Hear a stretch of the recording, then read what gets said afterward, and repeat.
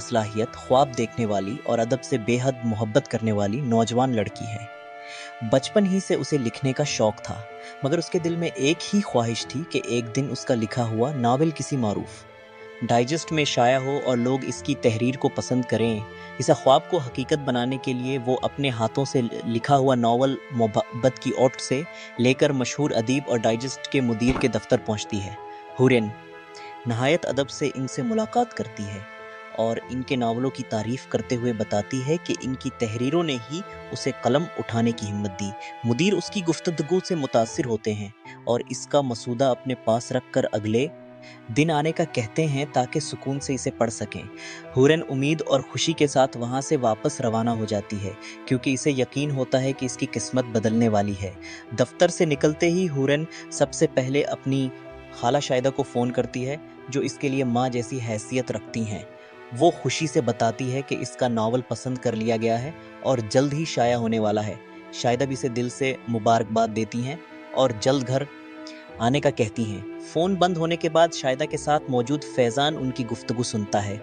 फैज़ान और शाहिदा के दरमियान एक ऐसा राज मौजूद है जिससे हुरैन बिल्कुल बेखबर है। बरसों पहले हुरैन के वालिद का इंतकाल हो गया था और इससे पहले इसकी वालदा भी दुनिया छोड़ चुकी थी। तब से शाहिदा ने इसे अपनी बेटी की तरह पाला। फैज़ान चाहता है कि वो हुरैन की ज़िंदगी में बाप की हैसियत से शामिल हो, मगर शाहिदा जानती है कि हकीकत सामने आई तो हुरैन इनसे भी दूर हो सकती है।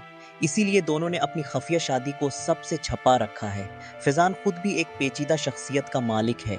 वो शाहिदा से मोहब्बत के दावे करता है, इससे जल्दी शादी करने की बातें करता है और यकीन दिलाता है कि वो कभी इसका साथ नहीं छोड़ेगा।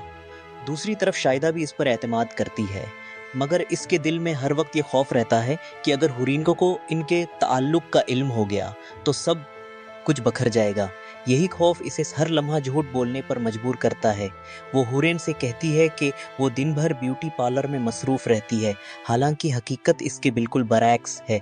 उधर हुरैन जब पार्लर पहुंचती है तो वहाँ की मुलाजमा कंदील बातें सुनकर हैरान रह जाती है।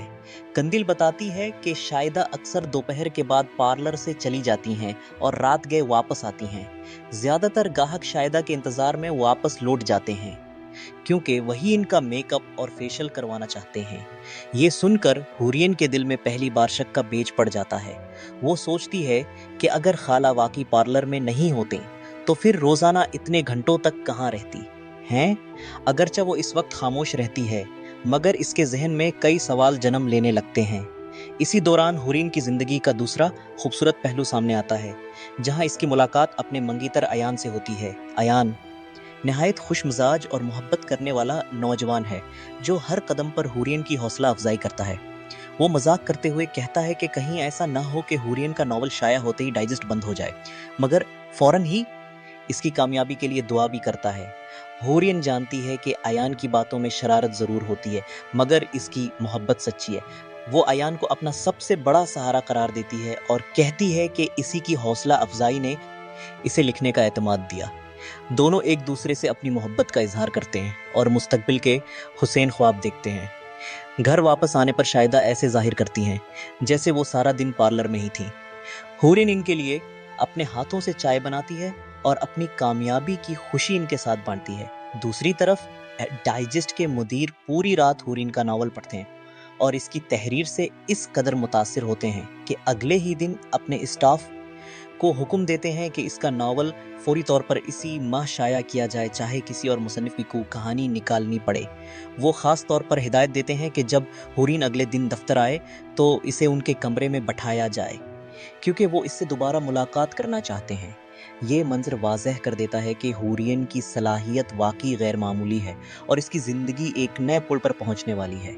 दूसरी तरफ शाहिदा और फैज़ान अपनी खफिया शादी के बाद फ़ोन पर मुस्तकबिल के मंसूबे बना रहे होते हैं।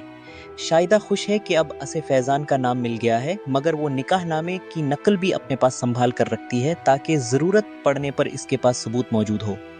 फैज़ान इसे फार्म हाउस चलने की दावत देता है, मगर शाहिदा इनकार कर देती है, क्योंकि हुरैन के सवालात पहले ही इसे परेशान कर रहे हैं। वो महसूस करती है कि अगर इसने ज़रा सी भी गलती की तो इसका बरसों से छपाया गया राज بے نقاب ہو سکتا ہے۔ اسی دوران کہانی کا ایک اور اہم رخ سامنے آتا ہے۔ فیضان کا اپنا گھر ہے جہاں اس کے 2 بچے آریان اور ننھی مہرین رہتے ہیں۔ مہرین معصوم، محبت کی بھوکی اور اپنی ماں کی جدائی سے ٹوٹی ہوئی بچی ہے۔ وہ اپنے والد کے ساتھ آئس کریم کھانا چاہتی ہے، مگر فیضان سخت لہجے میں اسے جھڑک دیتا ہے، یہاں تک کہ اس کے ہاتھ سے آئس کریم بھی گر جاتی ہے۔ معصوم بچی روتی ہوئی اپنے بڑے بھائی آریان کے پاس جاتی ہے۔ آریان اپنی بہن کو دلاسا دیتا ہے اور اسے نئی آئس کریم لا کر دیتا ہے۔ اس کے رویے سے صاف ظاہر ہوتا ہے کہ وہ اپنی بہن سے بے حد محبت کرتا ہے، جبکہ باپ کی بے رخی دونوں بچوں کی زندگیوں میں ایک مستقل خلا پیدا کر دیا ہے۔ اگلی صبح حورین خوشی خوشی ڈائجسٹ کے دفتر جانے کی تیاری کرتی ہے تاکہ مدیر سے دوبارہ ملاقات کر سکے۔ شائدہ بظاہر اس کے لیے دعائیں کرتی ہیں، مگر دل ہی دل میں فیضان سے بات کرنے کا موقع بھی تلاش کر رہی ہوتی ہیں۔ جیسے ہی فیضان کا فون آتا ہے، وہ حورین سے نظریں چرا کر جلدی سے کال ختم کر دیتی ہیں تاکہ کوئی شک پیدا نہ ہو۔ دوسری طرف فیضان کے گھر میں ناشتے کی میز پر ایک اور تلخ منظر دیکھنے کو ملتا ہے۔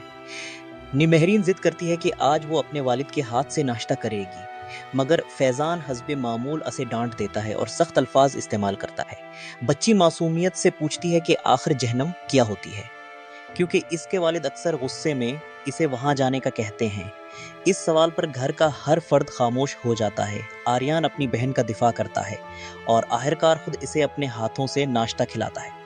پہلی ہی قسط میں ٹوٹا بھروسہ کئی ایسے رازوں کی بنیاد رکھ دیتی ہے جو آنے والے وقت میں کرداروں کی زندگی بدلنے والے ہیں۔ ایک طرف حورین کی کامیابی اور اس کے روشن خواب ہیں، دوسری طرف شائدہ اور فیضان کی خفیہ شادی کا بوجھ، ایان کی سچی محبت اور فیضان کے اپنے بچوں کے ساتھ بے رحم رویے نے کہانی میں شدید جذبات، تجسس اور کشمکش پیدا کر دی ہے۔ اب سب سے بڑا سوال یہی ہے کہ جب حورین کو اپنی خالہ کے چھپے ہوئے راز کا علم ہوگا تو کیا وہ اس دھوکے کو معاف کر پائے گی، یا پھر ایک ایسا بھروسہ ٹوٹے گا جسے دوبارہ جوڑنا کبھی ممکن نہیں ہوگا۔